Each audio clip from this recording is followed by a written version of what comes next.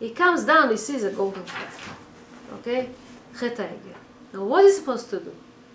Hashem is upset. He wants to erase the nation. He says, after all what I told them, after that, Moshe says, no, please, Ma, if you want to, please don't punish them. Erase me, my name, from not the Jewish people. Don't erase them. God forbid, don't punish them. Don't. He is willing to sacrifice himself, but not the nation. It's interesting. Usually in Chodesh Adar Aleph, the parsha that we're going to read soon is Parashat Tetzaveh. Parashat Tetzaveh is the only parsha that Moshe Rabbeinu name is not there. I mean, in this, whenever we talk about Moshe Rabbeinu, his name is not there. It's a very special parsha. Where he speaks about the Mishkan. Who built the Mishkan if not Moshe? Where he speaks about the clothing of a Kohen HaGadol and all these people that work in the Holy Temple. And Moshe's name is not there. Why? Because he says, Mecheni Nam Sifracha. So Hashem, of course, didn't erase Moshe's name, but from this parsha, he erased his name. See how Moshe was able to accept on himself so that the nation won't be hurt. And because he's arguing with the Hashem, he was arguing. Take me, don't take the name. He was arguing with Hashem. So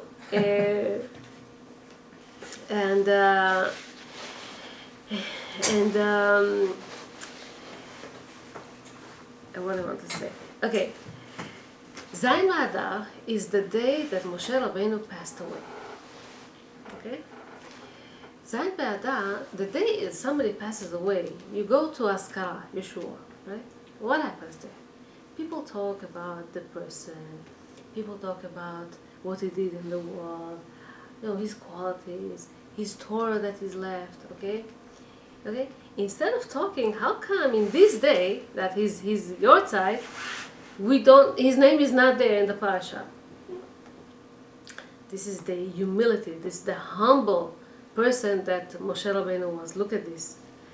It says, "Va'aish Moshe anav me'od mikol adam asher al pnei adama." He was the most humble person in the whole earth. Why? Where exactly it says that Moshe Rabbeinu was the most humble person? It's where it says when Tzipporah was talking to Miriam about her husband,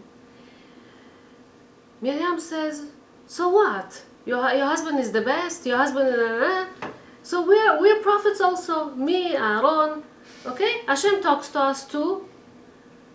Who said Moshe needs to be available all the time?" Tzipporah just mentioned, I feel bad for these new prophets that they won't be available to their wives. As my husband is not available to me. That's a remark she said. And Miriam didn't understand her. Who said that Moshe needs to be separated from his wife in order for him to talk to Hashem? Hashem talks to us too. But Hashem right away answered Miriam that he is not like any other typical prophet in Am Yisrael. פה אל פה אדבר עמו, במראה ולא בחידות. Hashem talks to him like mouth to mouth. All the other Nevi'im, all the other prophets that Hashem talks to them, Hashem has to give them all kind of riddles. They have to understand. They have to sleep. They see him in a dream. All kind of ways that Hashem appears to them. Moshe is available to Hashem all the time because in his humility he thought this is the way he needs to do that. And some say in some Mefarshim that that's what Hashem asked him to do. When Hashem tells him in the Sneh, Shal na'alecha me'al raglecha, it means you have to be available to me all the time. And in order for him to be available all the time, he understood that he had to separate from his wife. And Hashem accepted that. Hashem fully accepted that, no problems. Not with other people, but with Moshe, yes. This is something that Miriam didn't understand. This is why she was punished. So, that's why she got punished, right? Moshe Rabbeinu, Hashem testifies and tells about him, Avdi Moshe, my servant Moshe, bechol beiti ne'emanu. Okay? He's so loyal. And I took to him directly. Moshe Rabbeinu, beauty of Moshe, it says that it says b'midrash that Rabbi Yehuda bar Nachman said that when Moshe wrote the Torah, he went up to heaven to write the Torah, right? Hashem gave him the exact amount of special ink to write the Torah. And Hashem knows what the exact amount, right? He gave him the exact amount. But it says that when he finished writing the Torah, he had 2 drops left. With these 2 drops, he took that and he smeared it over his forehead. And from that they say that his face was shining so much from this leftover ink that he put on top of himself. If Hashem puts in his quill pen the exact amount of ink, how come there's 2 drops left? How is he able to smear it on his face? So look at the humility of Moshe Rabbeinu. It says that in 2 places Moshe reduced the amount of ink that he had to write. Where? First place it says in Sefer Vayikra, it says the 3rd book, Vayikra Hashem el Moshe. Hashem called Moshe. When you hear Hashem called Moshe, what does it mean? From affection. Hashem called him. He wanted to talk to him. It's not to everyone. It says Hashem called him to talk to him. It says like that about Moshe Rabbeinu. Moshe felt so humble that he wanted to write without the aleph in the end. Vayikra. Like it happened that Hashem wanted to talk to Moshe. Hashem said, no, you have to write Vayikra. So he wrote a small aleph instead of a big aleph because he was humble. So he had a little bit ink from that.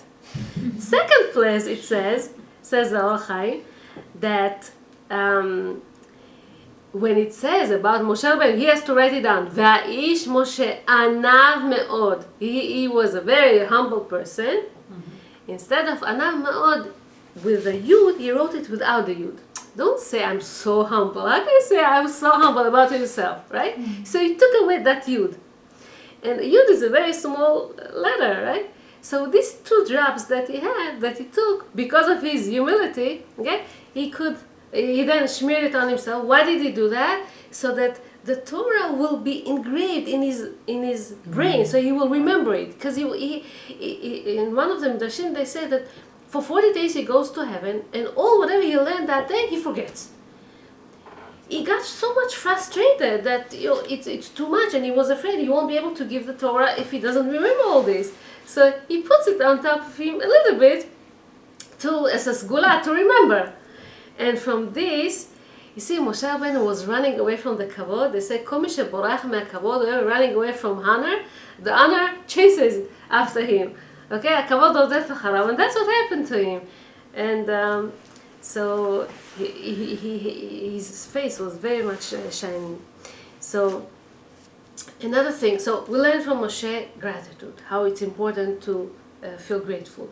We learn the humility, okay? We learn the mesirut nefesh, how caring he was for his nation. Another thing that we learn from Moshe Rabbeinu very much is he teaches us how to pray to Hashem. When it comes to praying about other people, he keeps praying and praying and praying and praying. Constantly he prays. He doesn't end. He continues praying. If it's praying for his sister to become healthy from her tzarat, El Narefana, he prays for her until he is answered. If it's about Am Yisrael, he asks Hashem, he begs him, he makes Hashem to answer, and Hashem answers, okay, he tells him. He teaches him all kind of ways, 13 midot shel rachamim, he teaches him this, shows him all. But when it comes to himself, כתוב, ויתחנן אל השם בעת ההיא. I was pleading Hashem, please let me into Israel. Please let me. ויתחנן, the initial, the numeric value is 515. 515 times I asked Hashem please let me into Israel. I want to go to Israel. Please, please, please. Hashem tells him, no, no. Until Hashem tells him, stop asking me already. Moshe stopped. Why did he stop? So he would ask one more time. He should go, right? They said that if he would ask him one time more, Hashem will let him in. Why did he stop? Because Hashem tells him, hello. Moshe Rabbeinu, his big quality is eternity. That's Moshe. If he's going to go to Israel, okay, he's going to do things for eternal, strong things. Let's say he's going to get to Israel, he's going to build the holy temple. This holy temple will never be able to be destroyed. It's going to stay forever. But Hashem tells him, hey, Jewish people will sin. And he showed him all the places that they will sin, all the places that they will aggravate Hashem, they will make him angry. He shows him all these things. He says, if I will be so angry at them, I will kill them. But if you want me to have mercy on them, I'll destroy their temple, but at least they will survive. This is when Moshe backed up. He said, okay, if it's for the benefit of Am Israel, I'm not asking any more questions, even though he himself didn't go to Israel. Hashem did show him Israel. He went on top of the mountain. He showed him all Israel. And in his vision, he was able to see and the beauty of Israel and all this. So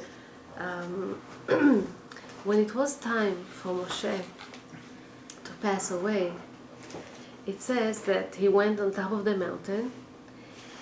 Vayamot sham Moshe Eved Hashem, the servant of Hashem. Vayamot, he died there. In Tzaddikim we say they don't really die, especially not Moshe Rabbeinu. How did Moshe Rabbeinu die? It says that he had a mitat neshika. Hashem himself kissed him. A regular death, God forbid, when the Satan comes, people are so much afraid of him and all his eyes and all whatever he represents that from fear that they die. He didn't have such a thing. Hashem himself kissed him. Hashem himself took care of him. Hashem himself buried him. Some say that, okay, there's all kinds of midashim here. And he was buried mul bet peor. Bet peor was an idol. Very, very bad one. And Bnei Israel made a sin over there. It's, tumah. It's impurity. Hashem puts him in this place, okay, opposite this place, to atone, even after his death. Every time there's a decree on Israel about impurity, about kedusha, about this, Moshe is always there, raises up from his the burial place, and protects and davens and take care of Am Yisrael. This is a man that took care of Am Yisrael. Sometimes got frustrated from them. In the reason that we eat eggs every Shabbat is because Moshe Rabbeinu passed away on Shabbat. That's the reason. And we eat eggs because egg, what does it represent? Morning, right? So we eat eggs on Shabbat. In Mincha we say Tzidkatcha Tzedek, and we mention 3 tzaddikim that passed away on Shabbat: David HaMelech, Yosef, and Moshe Rabbeinu. Think about this. 3 of these people were leaders of Am Yisrael, but it wasn't easy for them.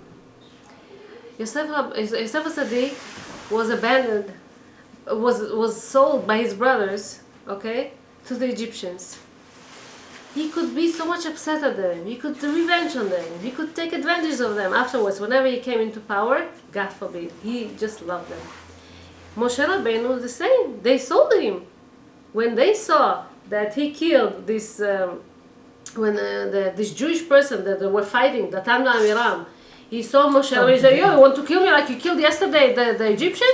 And he went to Paro and to his ministers, and he told on him. This is why he was chased away. He was afraid, and he ran away.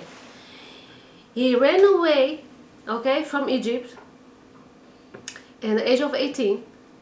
and they say that he became, for 40 years, he was a king in Kush, or in Africa.